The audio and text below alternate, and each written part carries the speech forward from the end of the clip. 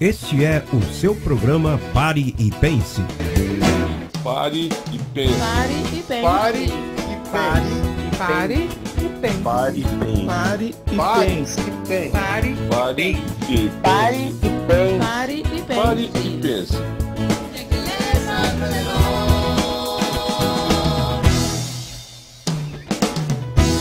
Está entrando no ar o programa Pare e Pense. Pare e pense. Pare e pense. Pare e pense. Pare e pense. Pare e pense. Pare e pense. Abençoados com toda a sorte de bênçãos, está entrando no ar mais uma edição do nosso programa Pare e Pense. Programa Pare e Pense, o nome já diz, tem a finalidade de fazer você refletir acerca das coisas do reino. Programa Pare e Pense é um programa patrocinado pelo Instituto Educacional Dr. José Luiz de Jesus Miranda. Temos um compromisso com a verdade do Evangelho, temos um compromisso de trazer à luz os mistérios ocultos que um dia nos foram revelados por essa linda manifestação do próprio Deus sobre essa terra. E neste dia temos um estudo aqui maravilhoso para que você possa reinar em vida, crescer na graça e no conhecimento. Iremos falar neste dia acerca de principados e potestades, um assunto muito esclarecedor, um assunto polêmico, que muitos confundem o que vem a ser principados e potestades. Não são mais demônios, alô, porque o diabo já foi destruído. No decorrer deste estudo, estaremos mostrando com evidências bíblicas a destruição do diabo juntamente com os seus anjos. Portanto, já de imediato eu te peço que você pegue uma Bíblia, um papel, uma caneta, para que você possa anotar as evidências bíblicas e juntamente conosco ter os teus olhos iluminados pela verdade do Evangelho. Vamos então entrar de imediato no estudo que temos aqui em questão. O estudo tem a finalidade de fazer você conhecer o propósito da igreja neste novo milênio, com relação aos principados e potestades que falam o Evangelho.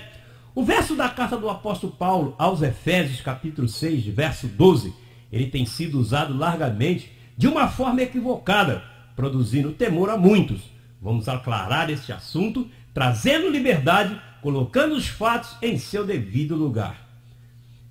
Ao analisarmos este capítulo, o capítulo de Efésios, capítulo 6, antes de entrarmos lá no verso 12, nós não vamos ler tudo para ganharmos tempos aqui. Depois você vai lá e confira. A partir do verso 1 ao verso 9, o apóstolo está trazendo uma correção para a igreja. Essa correção, ela é de ordem pessoal. Preste muita atenção no que eu estou falando. Ela é uma correção de ordem pessoal e não de ordem espiritual. Muitos, ao receberem o Evangelho da Graça, e é muito importante frisarmos isso, Jesus de Nazaré um dia disse lá no passado: conhecereis a verdade e a verdade vos fará livre. E isso aconteceu, abençoados, aos que estavam ali na igreja de Éfeso. Conheceram a verdade do Evangelho através do apóstolo Paulo e se tornaram livres. E isso para eles foi um tremendo problema. Por quê? Eles passaram a tomar atitudes de desobediência a quem tinha autoridade sobre eles. Da mesma maneira, Paulo traz um conselho para os que tinham autoridades que não abusassem desta. Do verso 1 ao verso 9, nós vamos encontrar algumas expressões a qual destaquei aqui. Nestes versos, Paulo adverte a igreja e traz aí algumas regras de condutas que aqueles deveriam ter, embora estivessem em liberdade após conhecerem o Evangelho da Graça, que é um Evangelho que nos traz liberdade. Paulo cita assim: filhos, sede obedientes a vossos pais. Pais, não provoquei a ira de vossos filhos. Servos, obedecei a vossos senhores. Senhores, fazei o mesmo para com eles, deixando as ameaças. Ou seja, ali começou a ter um conflito. O filho dizia para o pai: não, agora eu sou livre, eu posso fazer o que eu quero, recebi o Evangelho da Graça, está escrito aí. Paulo disse, ou melhor dizendo, que ali não tinha Bíblia naquela época. Paulo veio e nos trouxe o ensino que a partir de agora eu sou livre. Não lhe devo obediência nenhuma. E não era dessa forma. E também Paulo falava: olha, papai, cuidado aí. Não provoque a ira do teu filho, não é dessa forma. O evangelho da graça, ele não veio com a finalidade de trazer conflito entre vocês. Vocês têm que se entender e achar um meio termo aí. Da mesma forma, ele falava com os servos que não queriam obedecer aos seus senhores. Fica bem claro aí, abençoados, que ali havia se estabelecido uma guerra carnal entre eles. Muitos diziam, eu agora sou livre, não devo mais obediência a ninguém, pois outros questionavam que tinham autoridade sobre estes. O apóstolo, então, chama a atenção de todos. Não é desta forma. Embora livres, temos direitos e deveres que devem ser cumpridos. Pare de brigar entre si, pois a nossa batalha, ela está em outro lugar. E agora eu quero que você vá, juntamente comigo, a Efésios, capítulo 6, verso 12. Vamos ver aí esse versículo que é lido largamente nos lugares chamados de igreja, e as pessoas não têm entendimento algum quando tentam interpretá-lo. Diz assim: porque não temos luta contra carne e sangue, senão contra principados, contra potestade, contra os governadores das trevas deste século. Alô? Era naquele tempo, era para essa época, e isso serve para os dias atuais. Contra as hostes espirituais de maldade. Guarde essa palavra aí, hostes. No final desse estudo, iremos também trazer para você algo bem tremendo acerca dessa expressão. Contra as hostes espirituais de maldade nas regiões celestiais ou nas regiões celestes. Antes de aclararmos de quem Paulo está falando aí, vamos à definição do que vem a ser principados e potestades. Segundo o nosso dicionário da língua portuguesa, principados, domínios de um príncipe, território sobre regência de príncipes, indivíduos que exercem função de governantes ou regentes na ausência do líder autêntico. E aqui eu quero citar para vocês dois exemplos de principados para que vocês possam ter ideia daquilo que estamos falando. Na Inglaterra existe o Principado de Gales. Também na França tem lá o Principado de Mônaco. Será que o diabo mudou para esses lugares, abençoado? Será que lá é onde estão os demônios? Principados não é demônio, está bem claro aí. É um domínio, uma região, é um território aonde um príncipe ali governa. Ou é a função de governante ou regente na ausência do líder autêntico. Potestade, potência ou poder, qualidade ou condição de quem manda, de quem exerce domínio sobre algo. Por exemplo, um ditador, ele é uma grande potestade. Ele é aquele que detém o poder e dita aquilo que ele acha que deve ser. Potentado. A palavra potestade, ela vem da origem de potentado, indivíduo cujo poder e riqueza o tornam soberano de uma nação. Também é definido como Deus ou divindade, que pode ser um poder absoluto supremo. Por exemplo, as potestades gregas, como lá eles definiam naquela época.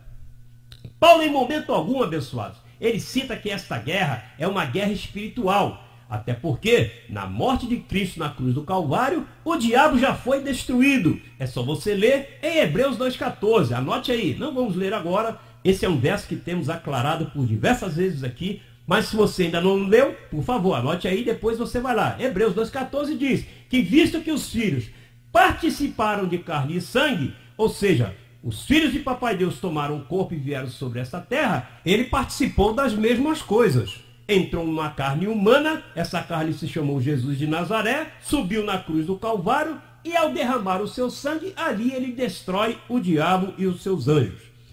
Toda vez que encontrarmos nas epístolas paulinas as expressões diabo ou Satanás, é muito importante que você grave isso aí. Se puder, anote, abençoado. Toda vez que você encontrar essas expressões nas epístolas paulinas, diabo ou Satanás, o apóstolo está falando do gênero diabólico que está em nossa carne. Isso foi uma herança que herdamos do nosso pai na carne, que foi Adão. Adão, quando peca, ele é destituído da sua natureza divina. E em sua carne entram os atributos diabólicos. Em Gálatas 5, a partir do verso 19, anota aí, você poderá encontrar lá alguns atributos dessa carne. Paulo abre esse verso explicando: as obras da carne são conhecidas. E começa a citar ali vários atributos contidos em nossa carne. Ali, se eu não me engano, tem uma quantidade de 17 atributos. E tem muito mais. Também ele divide isso mostrando aquilo que está em nosso espírito. Porque você não é esse pedaço de carne abençoado, que tem o nome de José, Maria, João, Manuel, Marcela, não sei qual é o teu nome. Você não é isso. Você é um espírito que foi vestido de carne. Você é gênero Deus. Portanto, a tua carne é gênero diabólico por parte de Adão, e o teu espírito é gênero Deus, porque você foi criado por Papai Deus. Por isso você é um filho de Deus. As definições acima aclaram o que vem a ser principados e potestades. Isso não tem nada a ver com espiritualidade. O assunto aqui em questão é carnal. São pessoas que detinham o poder. São pessoas de grande influência na sociedade. Portanto, abençoados, quando Paulo fala que a nossa luta não é contra a carne nem contra o sangue, mas sim contra principados e potestades, ele está falando de pessoas de grande influência na sociedade. Veja o exemplo que ele cita em sua carta aos Coríntios. Primeira carta do apóstolo Paulo aos Coríntios, capítulo 2, do verso 6 ao verso 8. Vamos ver o que ele diz aí. Primeiro aos Coríntios, capítulo 2, verso 6 ao verso 8. Ele diz assim: sem dúvida, falamos sabedoria entre os que já alcançaram maturidade. Sabedoria essa não deste século, nem dos príncipes deste século. Alô? Porque perecem. Mas falamos sabedoria de Deus em mistérios, a sabedoria oculta, a qual Deus predestinou antes dos séculos para a nossa glória. A que nenhum dos príncipes deste século, ele está falando de pessoas, conheceu, porque se tivessem conhecido, nunca teriam crucificado ao Senhor da glória. Espíritos poderiam ter crucificado ao Senhor da glória? Não. Quem crucificou ao Senhor da glória foram seres humanos, foram pessoas. E Paulo está citando aí. Vamos então separar esse assunto, abençoados. Primeiro vamos definir principados e potestades com o corpo. E vamos mostrar isto biblicamente. Na época em questão, somente Paulo tinha esse conhecimento, ao qual nós estamos aqui hoje falando. A ele foi dado a dádiva de explicar o evangelho das insondáveis riquezas de Cristo. Paulo, abençoados, era uma tremenda potestade. O conhecimento deste evangelho estava somente em sua mente. Aí mesmo em sua primeira carta aos Coríntios, capítulo 2, porém agora no verso 16, ele cita assim: porque quem conheceu a mente do Senhor? Quem lhe instruirá? Mas nós temos a mente de Cristo. Porém, Paulo aqui, abençoados, ele está tratando com cortesia a igreja, porque naquela época, o único que tinha a mente de Cristo para poder explicar este evangelho era ele. Ninguém tinha a capacidade de poder explicar a este evangelho. Sabe por quê? Porque só ele é que foi ao terceiro céu e ouviu palavras inefáveis que ao homem não era lícito falar. Onde está essa evidência, Josué? Segunda carta de Paulo aos Coríntios. Vamos lá, é só mudar aí. Você está na primeira carta, vá à segunda carta de Paulo aos Coríntios. Capítulo 12, verso 2. Veja aí o que o apóstolo Paulo está citando em sua segunda carta aos Coríntios, capítulo 12, verso 2. Conheço um homem em Cristo que faz 14 anos, não sei se no corpo ou fora do corpo, não sei, Deus o sabe, foi arrebatado até o terceiro céu. Aí Paulo está falando dele mesmo, ele está falando da grande experiência que ele teve quando ele recebeu do próprio Deus o evangelho da graça que era para ser comunicado aos gentios. Porém, ele passa a disseminar esse conhecimento, mostrando-nos a nossa posição em Cristo e determinando qual seria a função da igreja. Vamos lá, a Efésios capítulo 2, carta do apóstolo Paulo aos Efésios. Siga aí mais umas páginas adiante, você está pertinho, você está em segunda carta aos Coríntios. Siga adiante, logo você encontrará Gálatas e depois Efésios. Efésios 2, do verso 6 ao verso 7. Veja aí a posição da igreja abençoada e o poder que ela tem nos dias atuais. Carta do apóstolo Paulo aos Efésios, capítulo 2, do verso 6 ao verso 7. E juntamente com ele nos ressuscitou e a si mesmo nos fez assentar em lugares celestiais com Cristo Jesus, para mostrar nos séculos vindouros as abundantes riquezas de sua graça em sua bondade para nós em Cristo Jesus. Esta é a posição da igreja nos dias atuais. Diga comigo: eu estou assentado com Cristo em lugares celestiais. Essa é a tua posição hoje, abençoado. E após ele mostrar que a igreja já está assentada com Cristo em lugares celestiais, veja o que ele diz aí em Efésios capítulo 3, verso 10, a autoridade que é estabelecida para a igreja nos dias atuais. Efésios capítulo 3, verso 10, ele diz assim: para que agora, alô, diga comigo, agora, para que agora, nos tempos atuais, a multiforme sabedoria de Deus seja dada a conhecer por meio da igreja. Diga: eu sou a igreja. Portanto, essa responsabilidade é minha e tua. É dada a conhecer por meio da igreja aos principados e potestades nos lugares celestiais. Você então irá pregar para diabo? Você irá pregar para demônios? Não, abençoados. A você foi dado uma autoridade para comunicar a multiforme sabedoria de Deus aos principados e potestades. Logo adiante, iremos mostrar quem são atualmente os principados e potestades, a qual devemos adverti-los com o evangelho da graça. A oposição veio com muita força. As lideranças, os principados e as potestades, que na época defendiam o ensino da lei mosaica, eles tinham grande influência sobre o povo.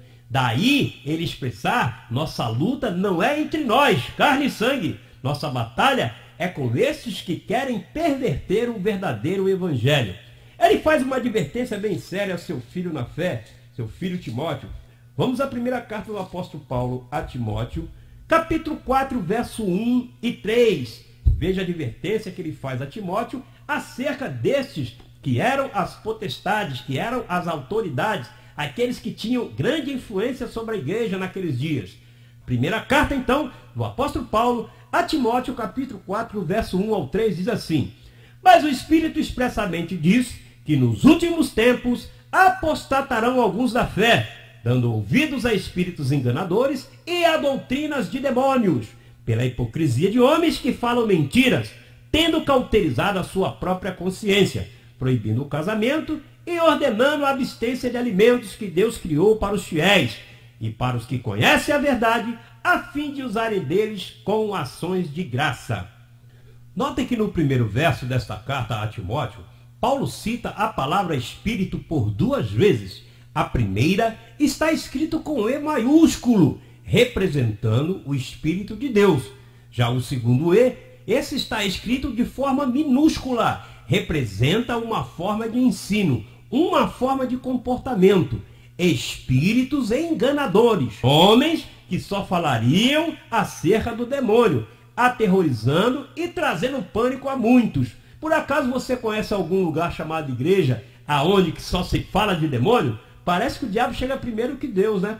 Só se fala de demônio, só se fala do diabo, só se fala o tempo todo em principados, potestade, que o diabo vai te destruir, que o diabo vai te pegar. Abençoado, esse ser já foi destruído há mais de 2000 anos, como já apresentei a evidência aqui. Hebreus 2,14, lá está o atestado de óbito de Satanás. Paulo, em sua primeira carta aos Coríntios, vamos voltar à primeira carta aos Coríntios, no capítulo 9, do verso 26 ao verso 27, tem algo bem sério que Paulo fala aqui, que a nossa luta pessoal não é mais contra o diabo, abençoado. A nossa luta é contra a nossa própria carne, que tem a propriedade de nos humilhar. Nossa carne está cheia de atributos satânicos. Nossa carne, eu costumo dizer, abençoado, que se o diabo estivesse vivo, ele morreria de vergonha de ver o que nós temos a capacidade de fazer. O que o ser humano tem a capacidade de fazer não é brincadeira, não. Vamos ver o que Paulo fala aí em sua primeira carta aos Coríntios, capítulo 9, do verso 26 ao 27. Ele diz assim: assim que eu desta maneira corro, não como uma aventura.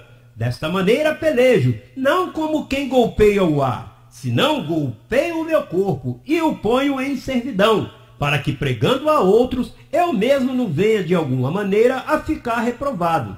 Veja a sabedoria do apóstolo Paulo. Ele diz assim: eu não fico por aí lutando com um ser que não existe. Abençoados, lutar com o diabo é dar soco no ar. É uma luta, abençoado, insana. A nossa luta é contra a natureza carnal, é contra os atributos que estão no nosso corpo. Esse corpo ele tem a capacidade de nos humilhar. Paulo fala deste corpo de humilhação lá em sua carta aos Gálatas, que teremos um dia o corpo semelhante ao corpo de Cristo quando for ressuscitado. Deixaremos essa forma humana contaminada que nos humilha, abençoado. Mas vamos dar continuidade aqui neste assunto bem importante. Vamos agora separar, mostramos para vocês os principados com corpo, ou seja, aqueles que tinham o poder de influenciar a muitos que estavam naquele século, naquela época. Vamos então agora apresentar principados e potestades sem corpo. Isto são demônios e anjos. Tivemos a existência do diabo, príncipe deste mundo, e seus anjos, que tinham uma grande potestade, que tinham poder. Porém, como já apresentamos em estudos anteriores, esses tiveram seu fim na cruz do Calvário. Foram destruídos, deixaram de existir. Jesus de Nazaré, ainda andando sobre essa terra, um dia ele deixou algo muito bem claro, que um dia chegaria a extinção do diabo com os seus anjos. Aonde está escrito isso? Livro histórico de João. Não chame isso de evangelho, abençoado. O evangelho só começa a partir de Romanos. Ali nas 14 epístolas do apóstolo Paulo é que está o evangelho. João, Marcos, Lucas, Mateus, Atos dos Apóstolos, aí são livros históricos que relatam a vida de Jesus de Nazaré com os seus discípulos. E João, um dos seus discípulos, escrevendo o seu livro histórico, ele relata assim em João 12:31. Agora é o juízo deste mundo. Agora será expulso o príncipe deste século. João 12:31. Jesus de Nazaré falando: olha, está chegando a hora que eu vou subir a cruz do Calvário e matarei este indivíduo. Em sua carta aos Colossenses, vamos lá ao Evangelho, Paulo cita em sua carta aos Colossenses que este teve seu fim. Colossenses capítulo 2, verso 15. Colossenses 2, verso 15. Veja aí como o apóstolo Paulo define a destruição do diabo e os seus anjos. Diz assim: e despojando, que vem a ser despojar, tirar o poder, tirar a autoridade, dar fim, e despojando aos principados e às potestades, aí se ele está falando acerca dos espíritos, os demônios, eles os exibiu publicamente, triunfando sobre eles na cruz. Ou seja, a palavra triunfo significa o quê? Vitória. Quando alguém triunfa sobre algo, consequentemente, esse ficou destruído, esse foi derrotado. E no caso aqui em questão, Paulo está mostrando que Cristo na cruz do Calvário, ele expôs publicamente aos principados e potestades e triunfou sobre eles. Hoje, abençoados, as únicas potestades e principados sem corpos são os anjos de Papai Deus que estão enviados para nos servir. Isso está escrito na carta do apóstolo Paulo aos Hebreus, capítulo 1, verso 14. Veja aí como é que Paulo define os principados e as atuais potestades que estão sem corpo. São os nossos anjos que estão prontos para nos servir. Hebreus capítulo 1, verso 14. Não são todos espíritos ministradores enviados para serviço a favor dos herdeiros da salvação? Aí está, abençoado, os principados e potestades que atuam hoje nas regiões celestiais. São os nossos anjos que estão enviados para nos servir. Estamos chegando ao final deste estudo e vamos entrar aqui em algumas conclusões. Lembra-se que no início eu falei para que você guardasse bem aí a palavra hostes. Lá, Paulo em Efésios 6:2, ele cita, sobre as hostes espirituais, Porém, abençoados, também Papai Deus qualificou aos homens como hostes. Como assim, Josué? Sim, veja o que está escrito em Êxodo, logo lá no princípio da Bíblia, depois do livro de Gênesis. Êxodo, capítulo 12, verso 17. Veja aí o que está escrito acerca das hostes. Êxodo, capítulo 12, verso 17. Está escrito assim: Guardai, pois, a festa dos pães ázimos, porque nesse mesmo dia tirarei vossas hostes da terra do Egito. Olha que Papai Deus está chamando de hostes o povo que era dele. Portanto, guardarei este mandamento nas vossas gerações por estatuto perpétuo. Êxodo 12, verso 17. Nesse mesmo capítulo, lá no verso 41, você também encontrará esta informação. Papai Deus chamando aos homens de hostes. E aconteceu que, passado 430 anos, naquele mesmo dia, todas as hostes do Senhor saíram da terra do Egito. Então, abençoado, muito cuidado com essas expressões, hostes, potestades, principados. Não se deixe levar, abençoados, por pessoas que não têm conhecimento doutrinal algum. E agora nós vamos mostrar para você quem eram os principados, quem eram as potestades com que Paulo tinha uma luta doutrinal. Vamos à carta aos Gálatas, capítulo 2. Gálatas, capítulo 2, verso 4 ao 5.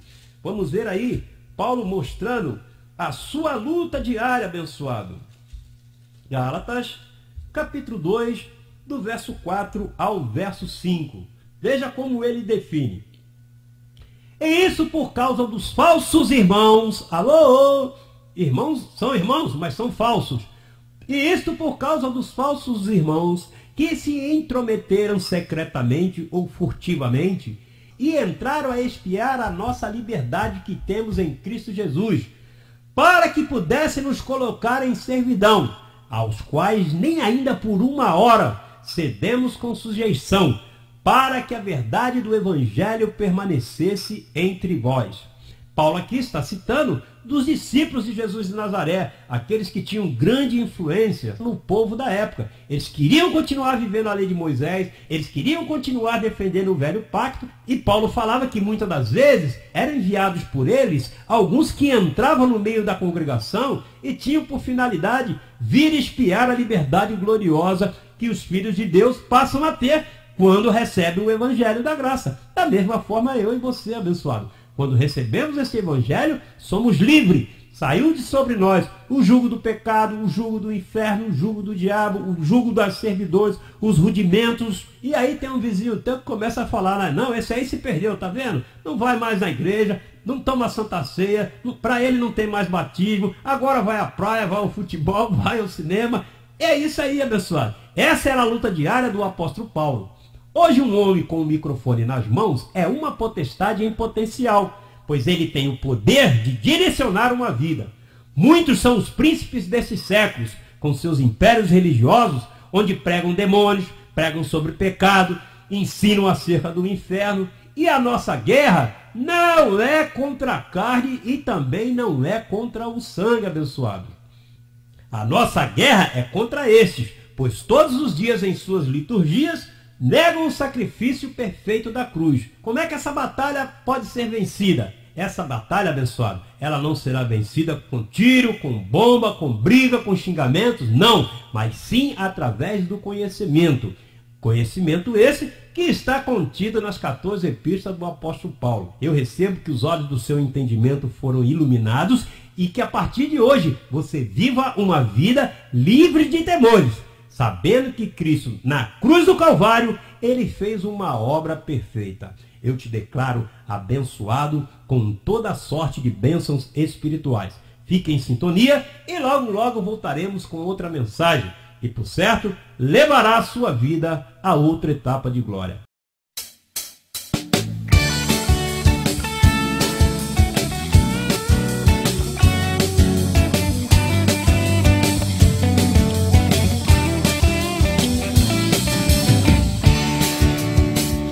Gratos por sua audiência.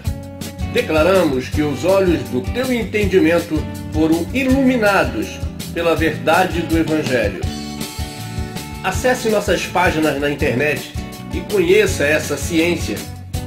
www.institutoeducacionaljlm.com.br. Desfrute também do nosso canal no YouTube, JH Calqueiros.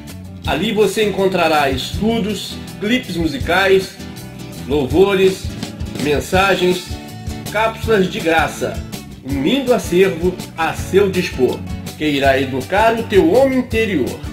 JH Calqueios, a ciência de Deus para tratar com o ser humano.